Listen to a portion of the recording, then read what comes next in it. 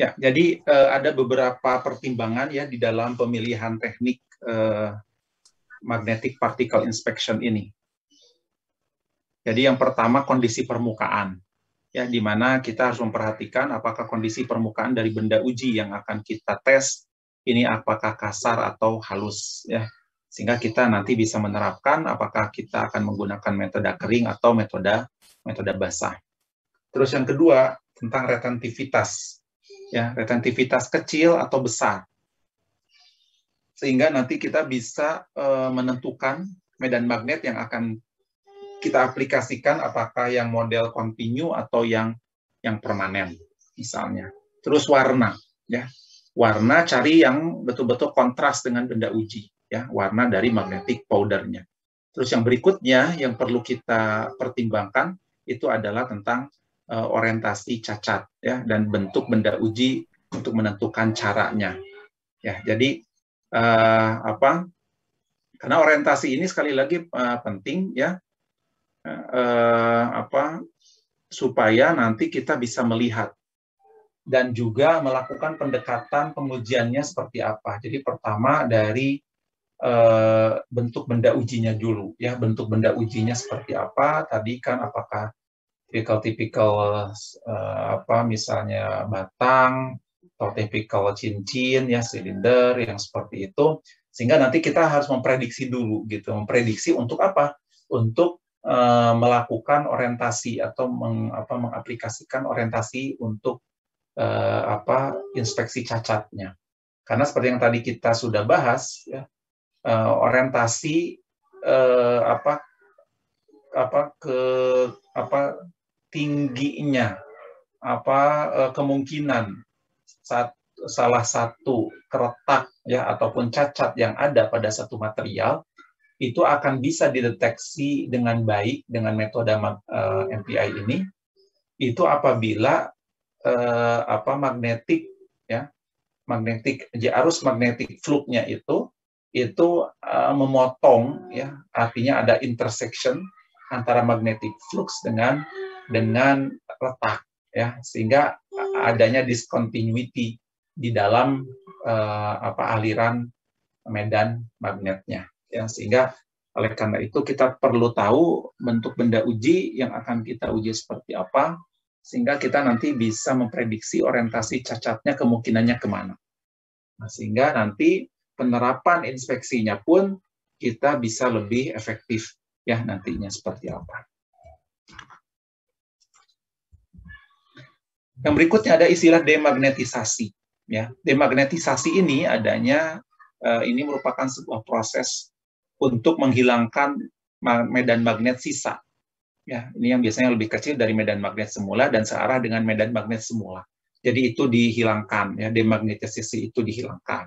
Hal ini perlu kita lakukan sebelum maupun sesudah inspeksi, ya, sebelum ataupun sesudah inspeksi. Dan juga ini demagnetisasi ini bisa kita lakukan, ya, dengan menggunakan arus AC dan DC, ya. Ini demagnetisasi. Nah, metode demagnetisasi itu ada beberapa cara, ya.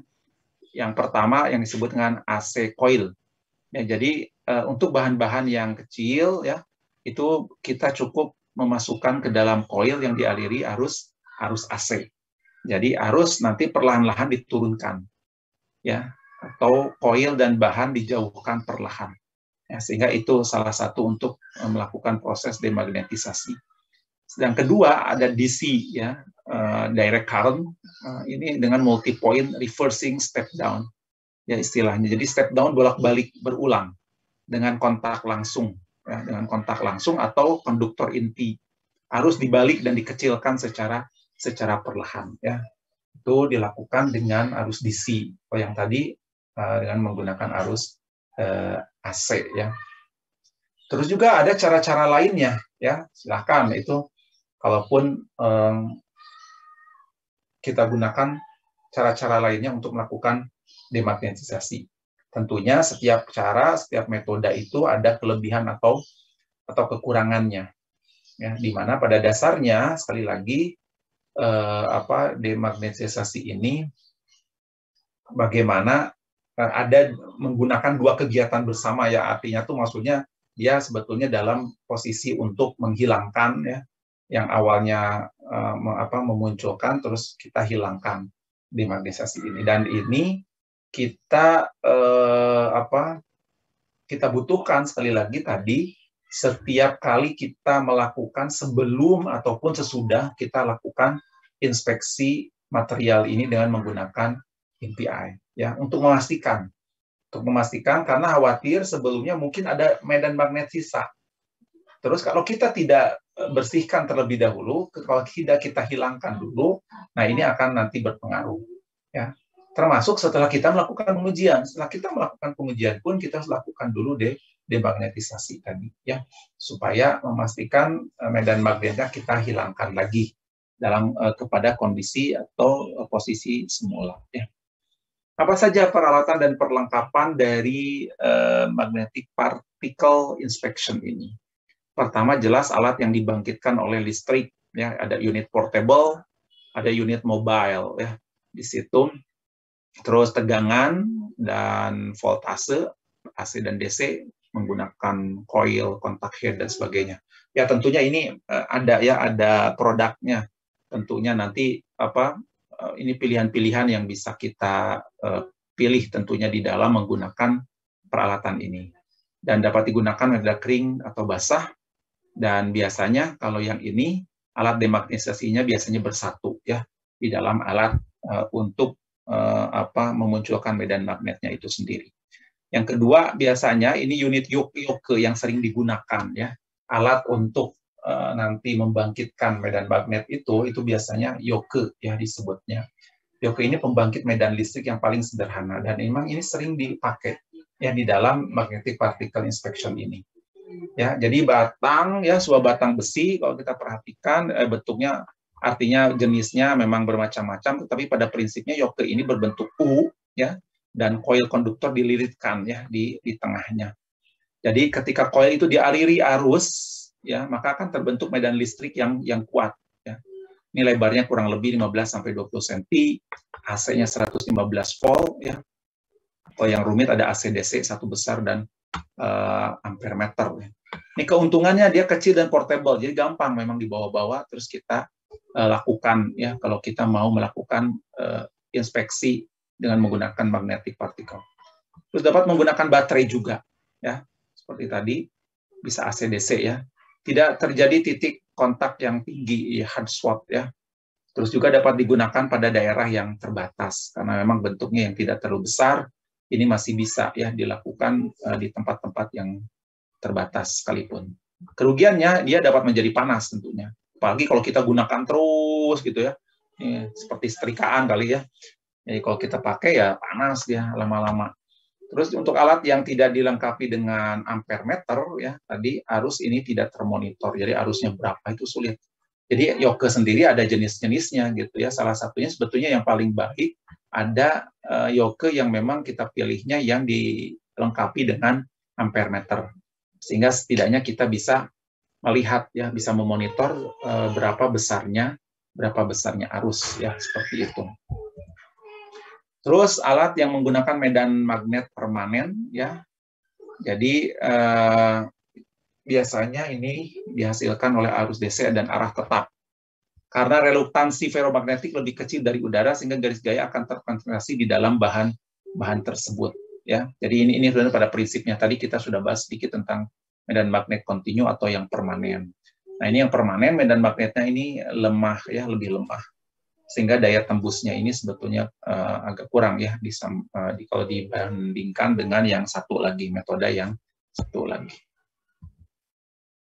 Terus yang berikutnya peralatannya ini kita perlu sikat kawat ya, karena fungsinya untuk membersihkan atau menghilangkan karat ya pada benda uji sebelum kita lakukan pengujian. Jadi intinya kita bersihkan dulu dengan sikat ya, kita bersihkan dulu dengan sikat, menghilangkan karat-karat yang ada.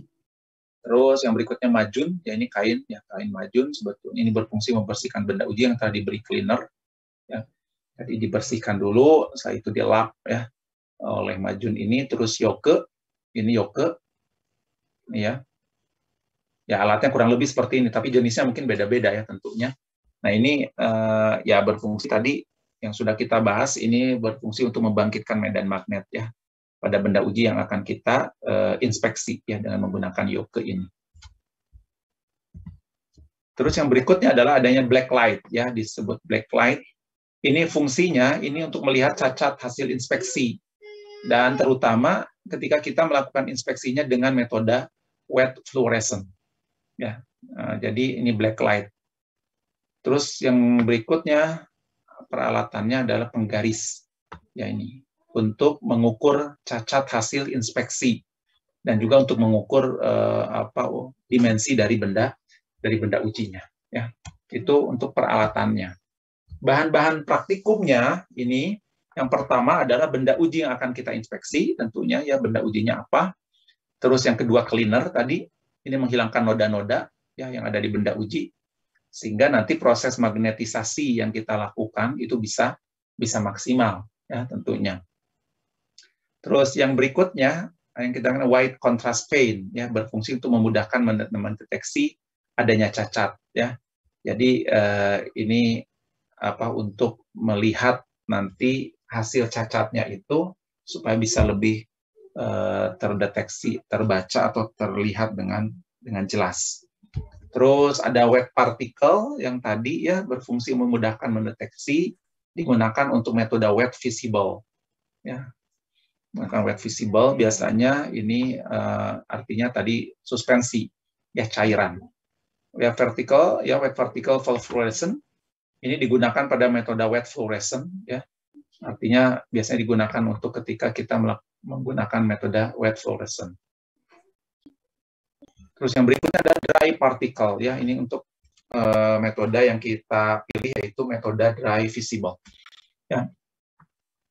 Nah, jadi ini berbagai macam tadi. Ini magnetic powder yang saya sebutkan. Tentunya pasti di pasaran lebih banyak lagi mungkin ya, tentunya yang bisa kita pilih. Tapi yang penting adalah kita bisa memilih ya dan menentukan kira-kira bahan-bahan mana yang kita butuhkan ya di dalam proses magnetic particle inspection ini sebetulnya. Ini alat ukur medan magnet ya, ada yang disebut yang indikator medan magnet. Ini alat yang menunjukkan adanya kebocoran medan magnet. Ya, jadi kalau indikator didekatkan dengan bocoran magnet, ini akan menunjukkan ya, indikator ini akan menunjukkan perbandingan kekuatan medan magnet dan polaritas magnet bocorannya. Ya. Terus ada flux meter, ini semuanya saya tidak punya gambarnya ya. Alat ini dapat menunjukkan perubahan flux ya di dalam satu bahan.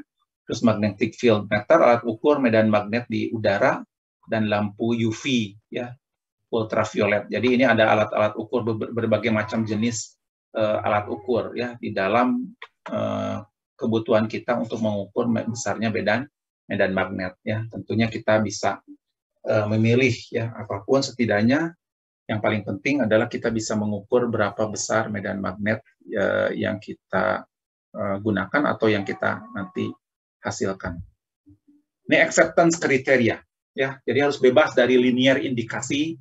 Ini ada kriteria-kriterianya. Rounded indikasi yang lebih dari 3/16 atau 4,8 mm harus di-repair ya. Nah, ini nanti tolong kalian cari maksudnya linear indikasi seperti apa ya. Ini PR tugas mandiri kalian selain dari yang tadi saya sampaikan. Jadi maksudnya apa linear indikasi ini di dalam pengujian MPI ini. Terus rounded indikasi yang lebih dari ini harus di-repair, termasuk rounded indikasi sebanyak 4 buah atau lebih, masing-masing berjarak kurang dari 1/16 inch atau 1,6 mili, maka ini harus di-repair. Ya, ini harus di-repair. Jadi ini hasil nanti ketika kita hasil menguji, ya kalau ternyata ada indikasi-indikasi seperti ini, maka tadi rekomendasinya ini harus repair, ini harus repair. Ya. Kecuali tidak masuk dalam kondisi ini, berarti tidak perlu repair. Nanti ini standar-standarnya bisa kalian cek ya dari ASME, dari AWS ya untuk pengelasan ya, dari ASME, API, BS, British Standard dan standar-standar lainnya. Tentunya ini acceptance kriteria. Jadi artinya nanti kalian ketika mau menentukan ini baik atau tidak, rekomendasinya seperti apa. Nah, ini berdasarkan dari standar-standar yang ada ya, yang bisa kita lihat nanti apa saja yang perlu kita pertimbangkan di dalam menyimpulkan satu hasil inspeksi dari pengujian magnetic particle inspection. Ya, seperti itu. Ya, itu mungkin